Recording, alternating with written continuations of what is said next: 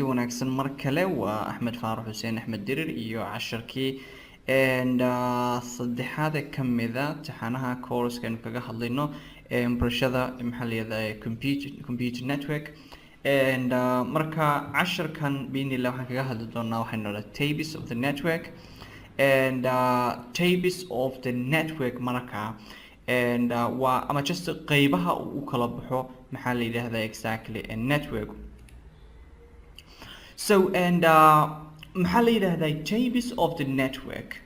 Tables of the network marka ama different tables of the network ama noocyada uu kala baxo internet network markaan ka hadlayno maxaa la yiraahdaa waxaan nahay dhowr qaybood. qayb la yiraahdo local area network, metropolitan area network, wide area network iyo personal area network. saddexda ugu sareeya ayaa ugu caansan mid baynu arki doonaa exactly mid kasta muxuu qabtaa goorma la isticmaalaa iyo exactly halkee lagu isticmaalaa. Right, so local area network waa qayb ka mid ah network just markay network isku xirno aynu rakibno ayaa waxaa soo baxaya network lamba mamba mabamba mise wacan. So local area network waa ka ugu yar waan oran karnaa bank on baa ka yar. Local area network waa just the network aynu ku sameynay hal building ama dhowr dhisme hal dhisme ama iskuulka kale jaamacad oo kale markay tahay exactly dhismo kooban markay tahay.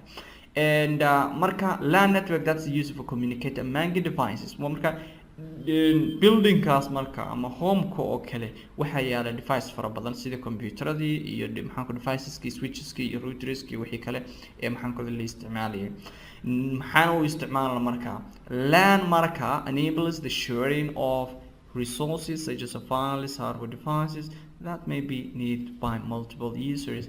So just waa inay ka soo hadalnay introduction-ka casharka hore muhiimadda ugu weyn ee maxaan ku network-ka inay tahay sharing of resources and information and that all stuff and marka just marka network la sameeyo waxay ku sahlaysaa marka in data-dii la share gareeyo.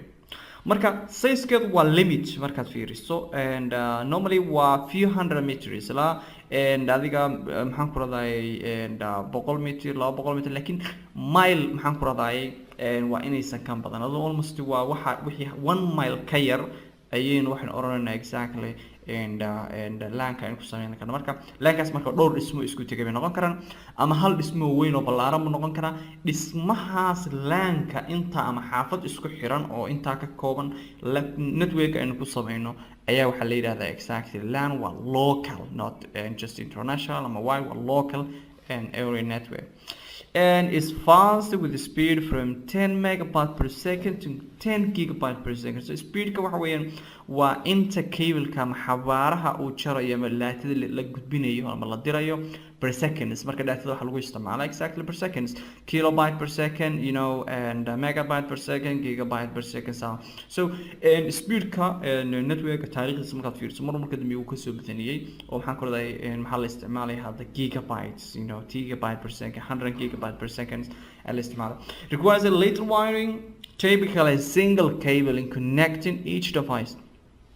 So markaad fiiriso and maxaa la yiraahdaa and wiring-ka because meesha waa iska local cable-iska faraha badan ay u baahan tahay marka exactly way yartahay. computer-ka sax laga one cable u baahdo marka qiimaha marka way ka hooseeyaa marka loo eego WAN iyo exactly maxaan ku radaa WAN. LAN can be either wire or wireless. iyadoo LAN haddana waxaan isticmaali karnaa wireless oo aan maxaan ku radaa cable isticmaal ama wire oo aynu cables isticmaali karno. waxaan isticmaali karnaa cables kala isticmaalo twisted coaxial maxaan ku radaa cables, fiber optic cables can be used to wire network. So and cables ka waa topic dhan oo inoo imaan doona exactly and twisted waa maxay coaxial fiber optic cables dhinacyada kala qaybsamaan later on ka hadli doonaa kaas. every LAN marka waa sidoo kale waa in isticmaasho oo in la yiraahdo wax leeyahay protocol aynu hore casharka hore ku soo aragnay oo ah exactly ruleski ama languageska ay isku fahmayeen exactly and these devices marka la isku xiro. nodeska waxa weeyaan waa computer ama network marka la isku xiro device kasta oo network ka mid ah noqonaysa node.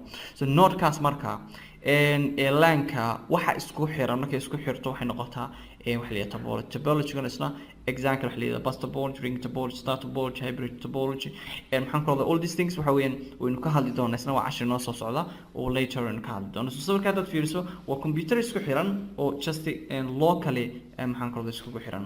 Advantage-ka LAN-ka haddaynu fiirino, speed-ku waa very high, cost-igu wuu ka fiican yahay, muu ka jaban yahay kuwa kale, security is good, email-iska inuu isticmaalayo resource maxaan ku rahdaa sharing oo inaan exactly resource ka disadvantage maxaa ka expensive to install, in la rakibo oo la xirxiro oo la sameeyo somehow expensive, requires administrative time, waxay u baahan tahay waqti maxaan ku rahdaa la maamulo, and file server oo file server may fail, tan macnaheedu waxa weeyaan file server tusaale ahaan network markaan isku xirno waxaan isticmaalanaa saan ku arki doono qaybta practicalka file server oo ah serverka u qaybinaya maxaa la yiraahdaa failasha network-ka ee uu share garanaya. So file-ka file server-ka haduu down garoobo markaas datadii uu share garanayo dhan markaa waxay noqonaysaa iyana down bay noqonaysaa.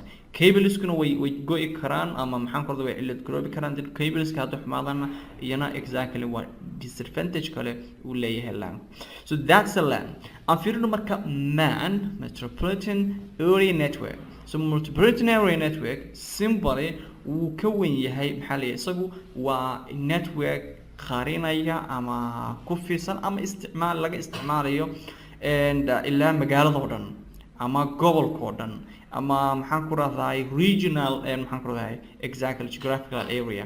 Marka tiyo waxay ahayd one building ama one dhisme ama just hal school ama something like that. Laakiin kani waa large computer network that usually spans a city or large campus. Large campus kale waa campuska jaamacadaha oo kale waaweyn oo kale tusaalahan oo kale qaar ba dee gobolkan ka weynba oo maxaan ku rahdaa magaalooyinkaas gobolada waaweyn aad taqaano qaar ba ka weynba. Marka waxaa loo jeedaa large campuskii dee campus waxaa jira intaas oo kilometer square oo kale ee ku jira exactly oo dhowr magaalo la isku geeyay hadduu doono la egba.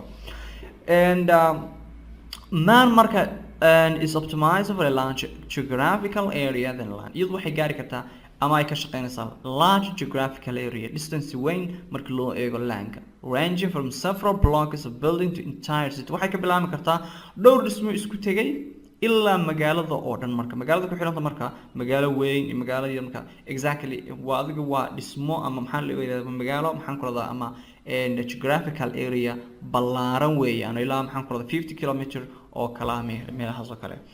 And MAN might be owned or operated by a single organization, but it is usually be used by many individual organizations and organizations. So this means just ama organization kaliya handle garanayo iskale ama individually ama many organization intaba maxaan ku rahdaa way noqon kartaa. MAN marka waxay u shaqeynaysaa sidii high speed network to allow sharing of regional resources, you know. Marka iminka sidii LAN-kii ma oo one building halka waa resource baa la wadaagaya iyadoo meelo kala gedisan oo magaalada kamid ah la kala jooga ama regional area meelo kala gedisan. For example kale qodobka labaad wuxuu leeyahay MAN typically covers an area of between 5 and to 50 kilometers diameter. So that means ilaa 50 kilometers waxa u dhaxeeya waxaan oran karnaa waa MAN marka network exactly aynu maxaan ku isticmaali karno. Waxa kamid ah tusaale ahaan telephone line companies oo kale oo maxaan ku radaa cable TV networks and all stuff. And markaan fiirino hadda sawirkan oo kale sawirka hadda midigta xiga marka fiiriso exactly waa WAN isagu WAN-ka waan arki doonaa qodobka ku xiga isaga waxa loo isticmaalaa maxaan ku radaa labo maxaan ku radaa exactly and LAN marka la isku xiriyo. So saas jeedo kan waa hal LAN kana waa hal LAN. So LAN-ka waxa isku xiraya internet-ka so wuxuu noqonayaa exactly kan saad u jeedo waanada maxaan ku radaa picture ama network ku saabsan magaalada dhalka so waa schools network and school 2 school 3 halka maxaan ku radaa education center so way isku xiran yihiin. WAN marka waa la isticmaali karaa MAN marka waa la isticmaali karaa for this one. Right, wide area network WAN covers large geographical areas such as a country, continent, or even the whole of the world.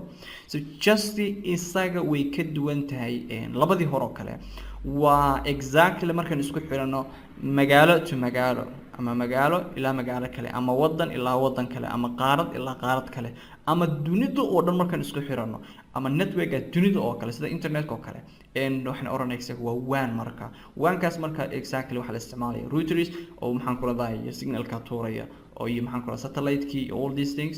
And WAN marka is two or more LANs connected together so waa laba LAN iyo ka badan markaynu isku xidhno so waxay noqonayaan LAN for example oo kale hal network ayaa wuxuu ka jira oo LAN ah magaalada Laascaanood LAN kale ayaa wuxuu ka jira magaalada Garowe LAN kale ayaa wuxuu ka jira exactly magaalada Gaalkacyo saddexda LAN aynu isku xiraynaa saddexda LAN markaynu inaan isku xirno then waxay noqonayaan marka WAN baan isticmaalnaa exactly waxay noqonaysaa WAN local kina wuu jiraa oo local area network wuu jiraa marka halka Laascaanood aan joogno waa exactly waa local area network dhinaca markaan joogno magaalada kale Garowe waa local area labada marka la isku xiro waxay noqonaysaa exactly just WAN baa soo baxay to cover create distance WANs may transmit of a data over least high speed phone lines wireless links such as a satellite so a distance marka markii la yiraahdo maxaan ku raadayay from city to city ama country to country ama continent to continent oo dareemaysa marka speedka ama distance very very high ah ayaa maxaan ku raadayay multiple LANs can be connected together using devices such as bridges routers or gateways which enable them to share data marka LANiskaas marka way maxaan ku raadayay LANs fara badan markaad isku xidhayso waxaan u baahanaa marka deviceska caadiga iyana waa chapter nooc cashadano inuu imaan doona oo kaga hadli doona network components bridgeska routerska gatewayska switcheska hubska maxaan ku raadayay protocols all this stuff and example-ka ugu caansan waan ka hor u soo sheegnayna waxa oran karnaa waa internetka waxaan raahno and right so ka ugu dambeeya waa personal area network ban is just one network hal qol oo kale ama hal xafiis oo just waa individual network sahan oo kale markaad fiiriso hadda sawirkan and xafiiskayga ma qolkaaga waxa sameyn kartaa just one computer iyo ama laptopkaaga mobilekii iyo printer intaas rabtana isku xirato just waxaan oranaa waa personal exactly personal area network so I hope in a fantastic message la soo casharka xiga bye bye